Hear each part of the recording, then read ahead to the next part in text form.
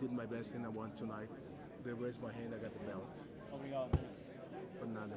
Nogueira, congratulations on your win again. It seems like you come back from behind and you always show your heart.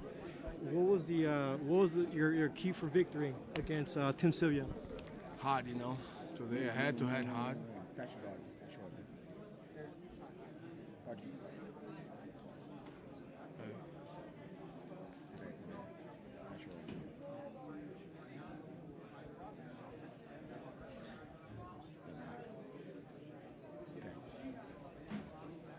The key today was my heart, you know. I had to head hard to fight this guy tonight.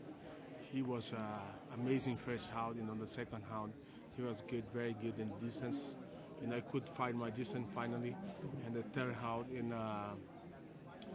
I pulled him to the guard. I finally sweep him and went to the top and played my game for about 1 minute. And I got the submission. And we had the fight of the night, so I made a good history in the UFC ring today, you know.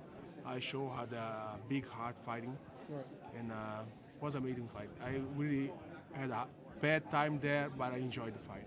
How much of a fight would you like with Randy Couture? How much do you want that fight? I want very much, you know. He's a very good fighter. I respect him a lot, you know. Once in Japan in 2001, in February 2001, we went to the tournament, and I won the tournament, and he lose in the semi-final, and we were supposed to fight. You know, I make a plan to fight against him. I watch all his fights. You know, I had his game in my mind, but this never happened. I came to UFC to fight against him. You know, that's most motivate me to came to UFC was to fight against him. He was the champ, and I came to try to challenge him. Now I got the itinerary belt, you know, and please, Handy, I want to fight you. Well, hopefully that fight happens. All the fans would like to see that fight, and good luck in your future. Thank you. Thanks for the support. Thanks for everybody. Frank, congratulations on your fight with Brock Lesnar. Tell us what was the feeling when the fight started and he came rushing at you? How scary was that? Overwhelming a little bit. He was a very powerful guy, very explosive and quick. Obviously, I knew he was going to be strong. I didn't realize how agile he would be on the ground. And he played into my game by taking me down. That's what I was hoping for. That's why I was trying to kick him in the legs to convince him to come down to my game. I knew that if I sat there and tried to shoot on him, there's no way I'm going to get him down. Right. So it actually worked out pretty well. And then, you know, when he first got on top, very fast, explosive, hard elbows. Some of the hardest shots I've ever taken, really. I mean, it hurt. I mean, one of his elbows split me open instantly. So, right. But it doesn't matter. It's, you know, it doesn't who wins the first 10 moves, it who finishes the fight, you know. On that hit that he gave you on the back of the head, was that painful? Yeah, it was a little jarring at first, but no more than so what? You know, it was not really his fault. I was trying to do dip set and come under between his legs, so I'm turning towards him, and so, you know, by no means did he try to do that on purpose. It just was an accidental shot, and, you know. So how much will you want to challenge for the fight, for the belt now that Nogueira and Couture might fight? Are you going to be looking at that fight with a lot of interest? Yeah, I mean, Nogueira, the way I look at it right now, though, I'm out to prove that I'm a good fighter.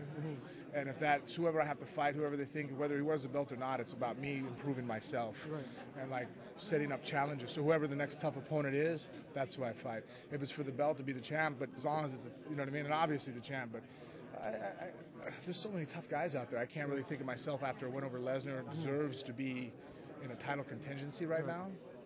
I still have to, you know, there's Orlovsky's out there. Tim Silva now is not, you know, I can go and have a rematch with him. Tim Silva's a phenomenal fighter. Doesn't lose very often. I mean, the guy's a great fighter. I hope no one takes anything away from him. There's a lot of tough guys out there. All right. Well, great win again, and good luck in your future. Thank you. Are the heroes of tomorrow. And what means more to me is your legacy. I want to talk to guys who want to be a world champion. Nothing means more to them than being known as the greatest fighter in the world in their weight class.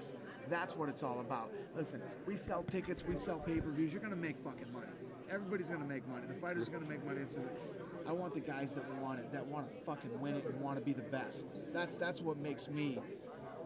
Are you doing something to stop the growing of the salaries, to not get to that point that you're going to pay millions and millions just for being inside the octagon, and not for the fighter? I don't think that's something you can slow down.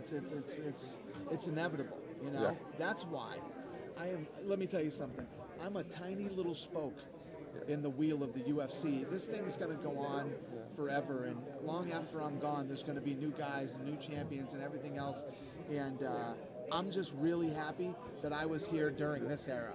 You know, I don't want to fucking be here when guys are making $20 million a fight, to be honest with you. Because when you're making $20 million a fight, you don't give a fuck about the fight. All you care about is, hey, no matter what happens to you tonight, I'm making $20 million. You know what I mean? These guys still care about it and are passionate about it. And you know, when you see George St. Pierre on his knees going, give me that belt, I want that belt so bad, you know. And at that time, you know, St. Pierre's contract, he was making $50,000, $60,000, you know, but he wants that fucking belt because he wants to be the champion, he wants to be the best. That's what makes me proud and happy to be involved in this sport right now. Finally, with this growing of the Latin fighters, have you ever thought to start learning Spanish, you know, to talk That's to them? a good question. You know what, man? I was a retard in school. I was an idiot. I wish I would have paid more attention and learned Spanish. Yeah, I do wish that. Yeah. I wish I liked school a little bit more than I did. Thank you very much. Thank you. Thank you.